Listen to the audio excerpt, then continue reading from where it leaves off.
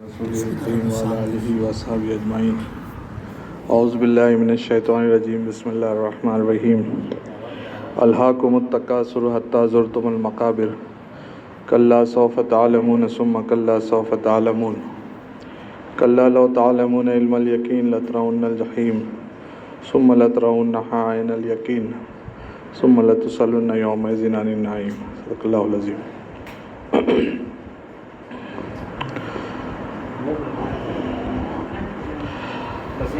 हमारे इस प्रोग्राम की आखिरी चंद तकरीरें हैं और मेरे ज़िम्मे एक बहुत ही प्रैक्टिकल उन्वान है और जिसमें कोई थ्योरी से कोई लेना देना नहीं है। हम अपनी ज़िंदगी में जो लोग दीन का काम कर रहे हैं, चाहे उसे तहरीकी कहो या दीनदार कहो, या ये कि वो लोग जो लोग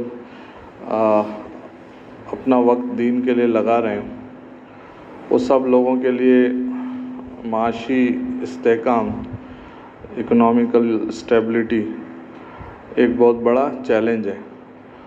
और जो लोग इसका जवाब इसमें सुनना चाहते हैं कि मैं आज कोई ऐसा फार्मूला बताऊंगा जिससे जो है वो दीनदार भी बहुत अच्छे बने रह सकते हैं और फाइनेंशियली भी बहुत स्टेबल रह सकते हैं, तो मेरे ख़्याल में वो लोग तकरीर ना सुने तो अच्छा है, क्योंकि इसकी पॉसिबिलिटी जो है वो सब अल्लाह रब्बुल इज़्ज़त के फ़ैसले हैं और प्रेडिक्शंस और कैलकुलेशंस और फार्मूलेज़ और ये सब चीज़ें रिस्क के मामले में चलते नहीं हैं। और रिस्क का मामला जो है वो किसी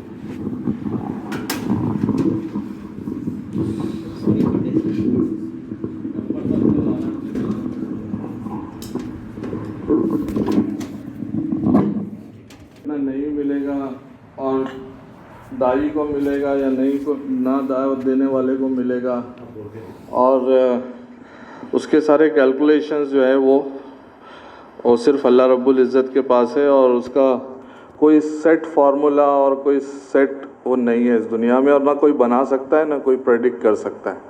सो लेट्स एक्सेप्ट दिस फैक्ट कि इसका कोई रिलेशनशिप इससे नहीं है आप दावत दे रहे हैं या नहीं दे रहे हैं, आप तहरीक के फ़र्द हैं या नहीं है।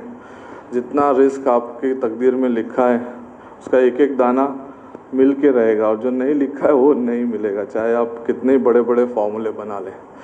तहरीक में हम लोग जब नए आए थे तो हमारे ज़माने में ये बोला जाता था कि अगर आपको तहरीक में लॉन्ग टर्म में ज़्यादा काम करना है और ज़्यादा वक्त देना तो टीचर बन जाओ, क्योंकि यहाँ जो है आपको वक्त देना पड़ेगा। और एक खाली टीचिंग कम्युनिटी ऐसी है जिसके पास 365 दिन में से गालिबन 200 दिन छुट्टी है, या 200 दिन पढ़ाता है और 165 दिन छुट्टी है। तो वो एक प्रोफेशन है जिस प्रोफेशन में आपके पास इनफ टाइम है कि आप जो है वो अपना वक्त इसके लिए, इसलिए इब्तिदाई दौर में भी और आज भी जिन लोगों ने ज़्यादा कमिट किया उसमें से वो लोग थे जो लोग जिनका ताल्लुक़ दर्स व तदरीस से था, प्रोफेसर्स हैं और टीचर्स हैं। लेकिन मैं चंद बातें इस टॉपिक के पर्सपेक्टिव में रखना चाहता हूं जो बेसिकली हमारे सोच से जुड़ी हुई है, और उससे भी आगे बढ़कर ये कि ये फंडामेंटल सवाल है कि मैं तहरीक का काम क्यों कर रहा हूँ, तहरीक का काम क्यों कर रहा हूँ, वाई आई एम एक्टिविस्ट, मैं एक रिलीजियस एक्टिविस्ट क्यों हूँ। बहुत सारे एक्टिविस्ट हैं, सोशल एक्टिविस्ट भी हैं, वो लोग भी सेक्रीफाइस कर रहे हैं, कम्युनिस्ट पार्टी के लिए भी लोग अपना वक्त दे रहे हैं। लेकिन यहाँ हम लोग जो है जो वक्त दे रहे हैं वो अल्लाह की रज़ा की खातिर वक्त दे रहे हैं, और वो वक्त जो है बेसिकली देना जो है एक तरह की कुर्बानी है। तो अगर हमारे नोशंस में कुर्बानी डिक्शनरी से गायब है तो फिर जो है वो ये पूरी बहस बेकार है और इस टॉपिक पे गुफ्तगू ही नहीं करनी चाहिए। अगर आप कोई ये समझ के तहरीक का हिस्सा बन रहा है कि उसका हर चीज़ बराबर बराबर चलेगा और वो तहरीक का हिस्सा भी रहेगा, उसकी फाइनेंशियल स्टेबिलिटी बहुत स्टेबल रहेगी और वो तहरीक का बहुत एक्टिव वो रहेगा, उसके नोशंस में अगर ये है और उसे कोई कुर्बानी देना नहीं पड़ेगी, माशी कुर्बानी देना नहीं पड़ेगी, तो मैं समझता हूँ कि शायद मेरी समझ और उसकी समझ में फ़र्क है। जहाँ तक कि मैंने दीन को समझा हूँ और जो आसान लफ्ज़ों में इस दीन की दीनदारी का हक़ अदा करने की जब बात आती है तो सबसे आइडियल जो पर्सनालिटीज़ हमारे सामने उभर के आती है वो सहाबा कराम है। और एक सहाबी आपको बता दो, पूरी सीरत लेके देख लो कि जिनका ऑब्जेक्टिव जो है फाइनेंशियल स्टेबिलिटी पैरेलल टू जो है अकामत दीन रहा हो। ऑब्जेक्टिव कभी भी फाइनेंशियल स्टेबिलिटी नहीं रहा, हासिल हो गई, अल्लाह ने उनकी तकदीर में माल बहुत दे दिया, कुछ सहाबा को बहुत माल मिला और बहुत सारे सहाबा को कुछ नहीं मिला।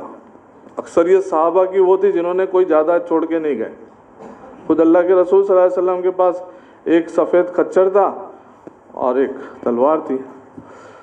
तो ये जो जिन लोगों ने दीन के लिए काम किया है वो लोगों का पैरेलल ऑब्जेक्टिव जो है फाइनेंशियल स्टेबिलिटी कभी भी नहीं रहा।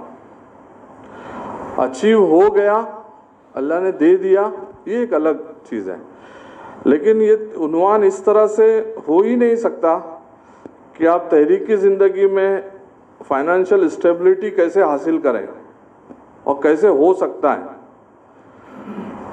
तो बहुत ट्रिकी सवाल है। इसलिए भी है कि हम सब लोग इस तहरीक में अपना वक्त की कुर्बानी देकर तहरीक का हिस्सा बने रहना चाहते हैं और बने रहे हुए हैं।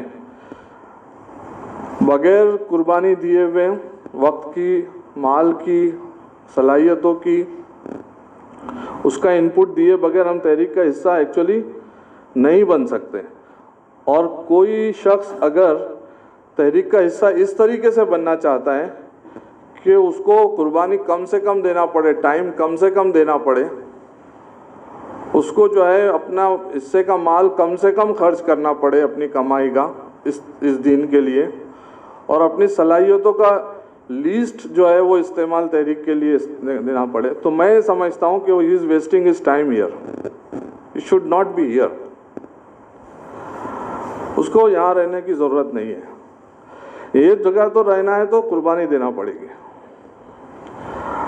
दीन का काम जो है वो टाइम दिए बगैर तो हो ही नहीं सकता। और टुडे टाइम इज़ मनी,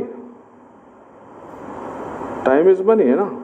कोई बिजनेसमैन को पूछे, वो बोलता है ना मेरा पैसा ले जाओ भाई, मेरे को आने मत बोलो आपके इज्तिमा में, क्योंकि उतना टाइम की मेरी खोटी हो जाएगी, तो मुझको बाकी सब ले लो, पैसा ले लो, टाइम मत दो। तो टाइम जो है वो असल हमारी जो असेट है, हमारा ज़िंदगी का सबसे बड़ा असेट जो है वो पैसे से ज़्यादा टाइम है। तो जब भी आप जॉब कर रहे हो, जॉब में सक्सेसफुल रहना चाहते हो, अपने प्रोफेशनल लाइफ में बहुत सक्सेसफुल रहना चाहते हो, तो आपको अपना ढेर सारा टाइम वहाँ लगाना पड़ता है। आप अपने बिजनेस में सक्सेसफुल रहना चाहते हो तो बिज़नेस का तकाजा ये है कि आपको प्रैक्टिकली उस बिज़नेस में उतर के उसमें टाइम बिताना पड़ता है। कोई भी बिज़नेस इस दुनिया में ऐसा नहीं होता कि जिसके अंदर रिमोटली कोई बिज़नेस को चला लें। सेकंड जनरेशन और थर्ड जनरेशन के जो बिजनेसमैन लोग हैं वो लोग भी आजकल इसको एफर्ट नहीं कर पाते। फर्स्ट जनरेशन बिजनेसमैन तो भूल जाओ, उसको 30 इयर्स तो बिज़नेस को सेट करने में जाता है। सेकंड जनरेशन कुछ कमाने लगती है। तो वो ये जो है नोशन है कि हम जो है वो वक्त दिए बगैर तहरीक का हिस्सा बने रहेंगे, ये इम्पॉसिबल बात है। और वक्त देंगे तो आपके पैसे की, माल की कमी होगी ही। प्रोफेशनली आप उतने फास्ट ग्रो नहीं करोगे जिस कंपनी में आप वक्त बहुत ज़्यादा नहीं लगा रहे हो, बार बार छुट्टियां ले रहे हो, आपकी मैक्सिमम जो है वो एंगेजमेंट जो है वो उस ऑर्गेनाइजेशन में कम है बल्कि तहरीक में ज़्यादा है। आप बहुत ज़्यादा सक्सेसफुल एम्प्लॉय उस कंपनी के लिए नहीं रह सकते। इतना हो सकता, इतना तो ज़रूर है कि वो लोग अगर ईमानदारी से वहाँ भी काम कर रहे हैं तो उसकी ईमानदारी होगी, प्रोफेशनल वो एक माना जाएगा, लेकिन बहुत ज़्यादा एक्सेल करने के चांसेस बहुत ज़्यादा नहीं होते। इसलिए कि आपको बहुत फ्रीक्वेंटली जब आप तहरीक में बहुत एंगेज हो जाते हो, जब दीन के कामों में आप बहुत ज़्यादा आगे बढ़ के काम करना शुरू करते हैं, तो आप पे जिम्मेदारियां मल्टीपल आना शुरू हो जाती है। द मोमेंट आपने उसमें अपने आप को एक्सेल करना शुरू किया, जिम्मेदार जो है आपको ज़्यादा जिम्मेदारियां देना शुरू करता है, और जब आप पर जिम्मेदारियां ज़्यादा आना शुरू करती है तो आपके जॉब्स डिसकंटिन्यू होना शुरू हो जाते हैं। ये फैक्ट है, ये फैक्ट है लाइफ का, इससे डिनाई नहीं कर सकते। और जो बंदे अपने जॉब को सिक्योर करके वहाँ रेजिग्नेशन की नौबत ना आए इस तरह से जॉब को चलाते हैं, वो लोग तहरीक के लिए बहुत ज़्यादा वक्त नहीं दे पाते हैं। ये भी फैक्ट है। जो लोग बिजनेस करते हैं वो लोग बार बार बिजनेस में फेल होते हैं, तहरीक वाले लोग। उसकी भी बड़ी वजह यह है कि उनका फोकस एरिया जो है वो बिजनेस बन नहीं पाता।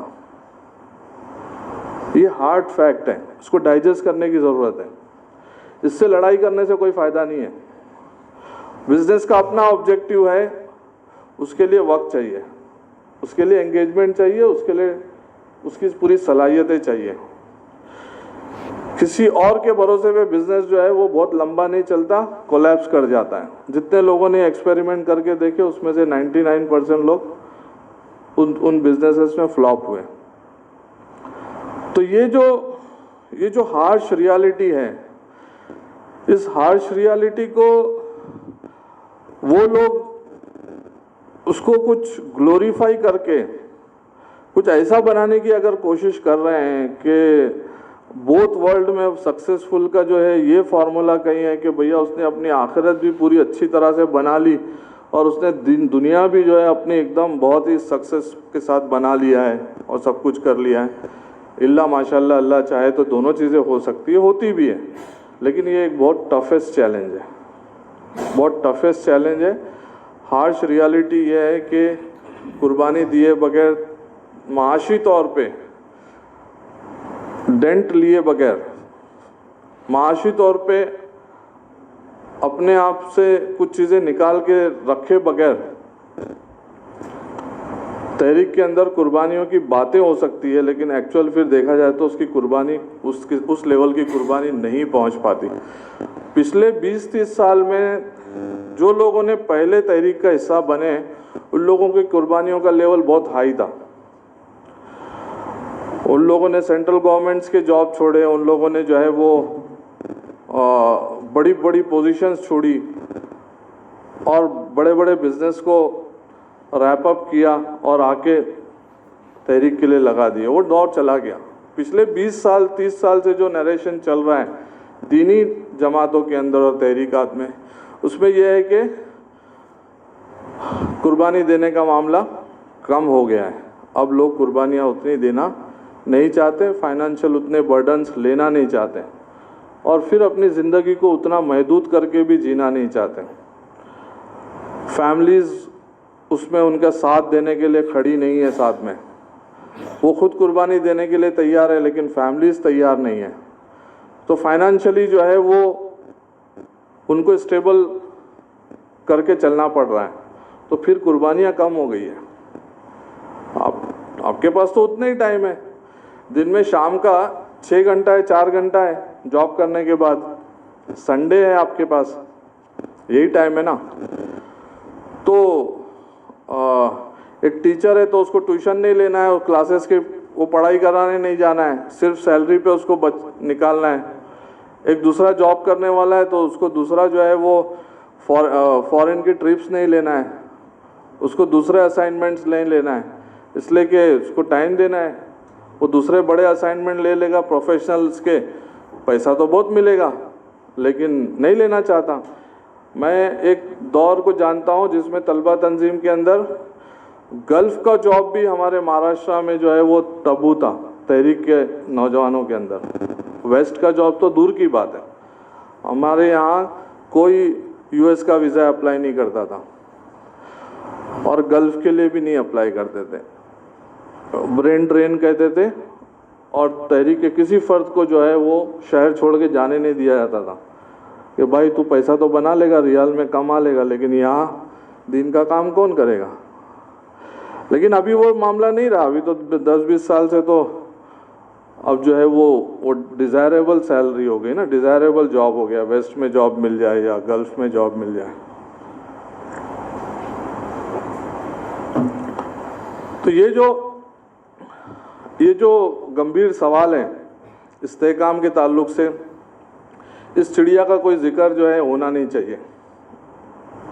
मतलब इस्तेहकाम वाली चीज़ जो है, फाइनेंशियल स्टेबिलिटी और सिक्योरिटी एक ऐसा शैतानी ये है, क्या कहते हैं, ऐसी ये बला है इस दुनिया की कि ये बला जो है वो, ये हमारे डिक्शनरी में इसका कोई वजूद नहीं है। Savings, financial stability, financial security, इसलिए कि जिस खुदा को हम मानने वाले हैं वो उस रब से जो हमने दीन को सीखा है, उसके अंदर तो डिसेबिलिटी के अंदर जो है वो इनसिक्योरिटी में मज़ा है।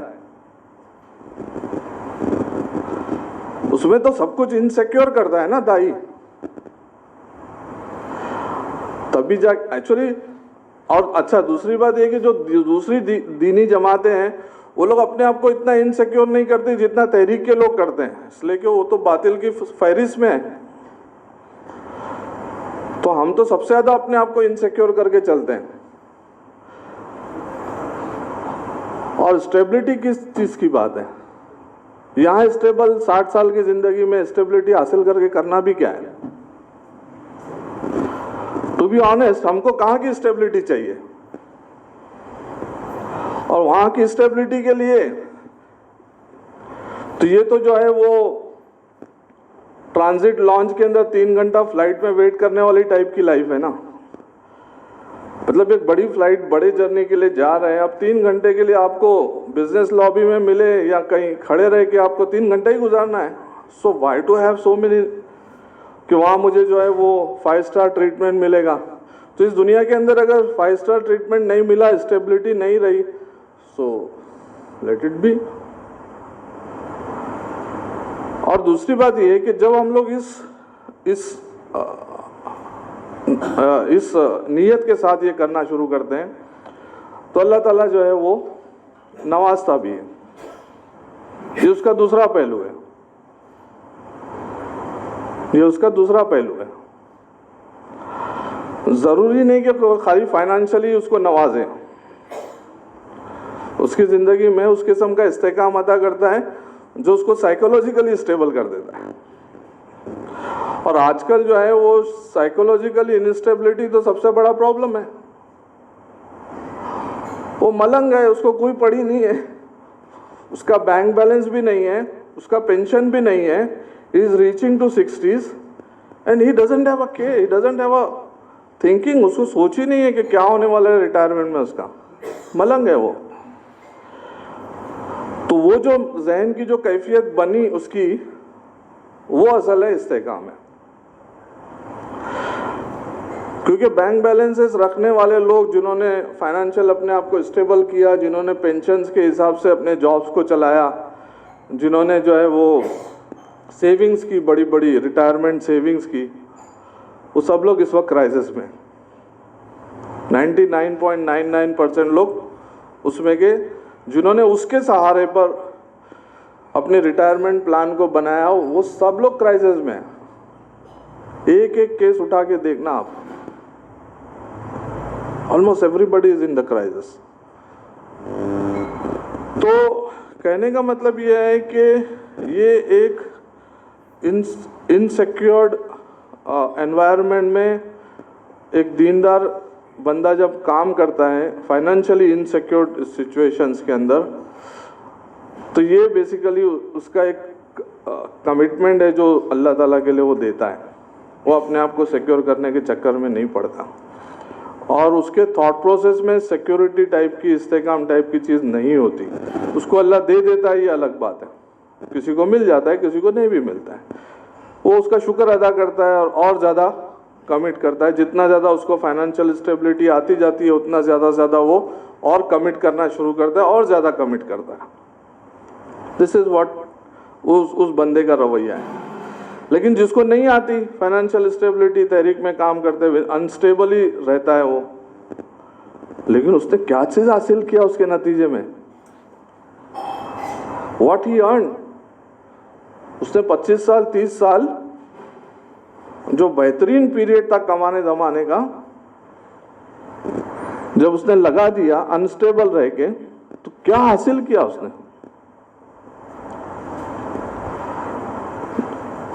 उसने जो हासिल किया वो हम में से कोई नहीं हासिल कर सकेगा। अच्छा, वो वापस जाके भी हासिल नहीं किया जा सकता, टाइम तो चला गया, उसने तो जवाब नहीं दिया था।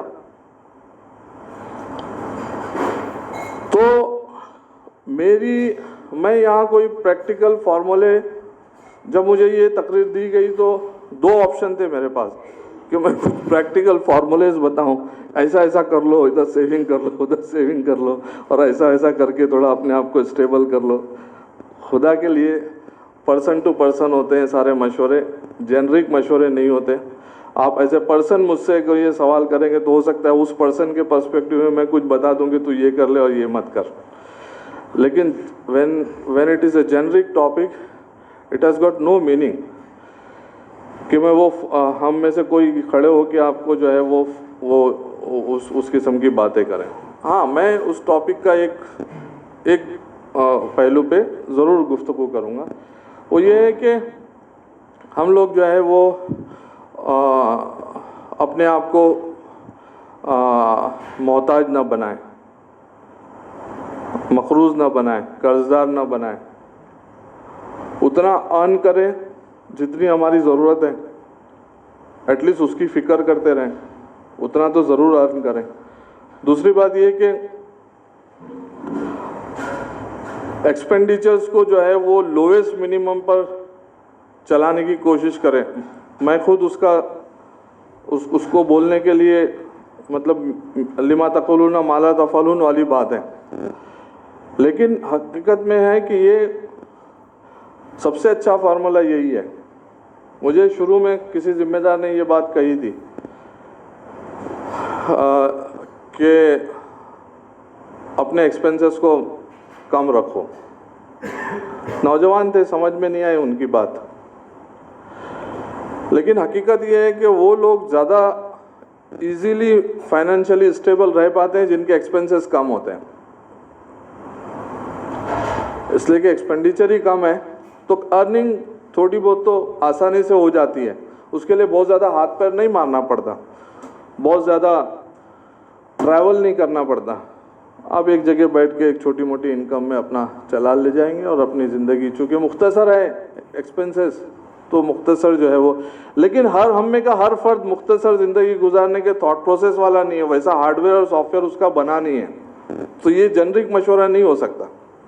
अल्लाह ने हर एक को अलग अलग बनाया। कोई चैलेंजेस लेने वाला है, कोई अपॉर्चुनिटीज़ को ये करने वाला है, और कोई जो है वो उसके अंदर अलग अलग किस्म के चैलेंजेस एक्सेप्ट करने का मादा है, तो वो लेता है।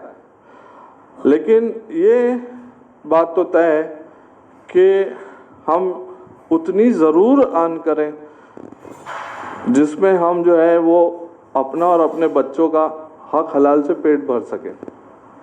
उतनी ज़रूर अर्न करना चाहिए, उसमें तो कोई छूट नहीं है, कुछ वो नहीं है। और उतना अर्न करने के लिए बहुत ज़्यादा कुछ परेशानी उठाने की ज़रूरत नहीं है। गल्फ़ के दरवाजे आहिस्ता आहिस्ता अभी बंद हो रहे हैं। पहले एक ज़माने में लोग फाइनेंशियल स्टेबिलिटी के लिए गल्फ़ जाया करते थे, थोड़ा सा परेशान हो गए तो गल्फ़ चले गए, थोड़ा अपने आप को स्टेबल कर लिए। लेकिन अब तो वो दरवाजे भी आहिस्ता आहिस्ता बहुत, वहाँ की हुकूमतों ने अब जो है लोकलाइजेशन शुरू कर दिया है, लोकल यूथ को एम्प्लॉय कर रहे हैं, फॉरेन नेशनल्स को कम करते जा रहे हैं, अपॉर्चुनिटी कम से कम तर होती चली जा रही है। और जो है वो बिज़नेस की अपॉर्चुनिटीज़ भी अब ऐसी है कि मल्टीपल बिजनेस अपॉर्चुनिटी शुरू हो चुकी है। सर्विसेज में बहुत सारे सेक्टर में बहुत सारी अपॉर्चुनिटीज़ आ चुकी है। चलते फिरते जो है वो अर्न करने के बहुत सारे अपॉर्चुनिटीज़ अभी इस वक्त आए हैं, लेकिन आप इस नोशन से वो अपॉर्चुनिटी को ज़रूर ग्रैब कीजिए, उससे फ़ायदा उठाइए, उसमें एक्सेल करने की कोशिश कीजिए, अर्न कीजिए। ज़्यादा अर्न करेंगे, ज़्यादा खर्च करने वाले बन सकेंगे, तो वो मसला नहीं है। लेकिन ये कभी नहीं सोचना चाहिए हम में से किसी को कि हम लोग जो है वो ऐसा सब करके जो है वो बहुत स्टेबल जो है तहरीक के कारकुन बन जाएंगे। मैं ऐसी एग्ज़ाम्पल्स भी जानता हूँ कि जिन्होंने प्रॉपर्टीज़ क्रिएट की और उसको रेंटल पे दे दिया और कहा कि भाई इसके रेंट से जो है मैं अपना घर चला लूँगा और बाकी का पूरा टाइम तहरीक के लिए दे दूँगा, और झोला उठा के तहरीक के लिए निकल पड़े। लेकिन अल्लाह ने उनको अपॉर्चुनिटी नहीं दिया वो काम करने की। फैक्ट है, मेरे सामने एग्जांपल्स हैं। तो ये ना कैलकुलेशन वाली दुनिया नहीं है, ये कैलकुलेशन वाली दुनिया नहीं है कि आप ऐसा ऐसा फार्मूला बनाएंगे, अपने आप को पहले फाइनेंशियली स्टेबल कर लेंगे, फिर उसके बाद जो है आप दिन का काम फुल फ्लेज एकदम करने लग जाएंगे। अल्लाह ने आज मौका दिया है, आज टाइम मांग रहा है।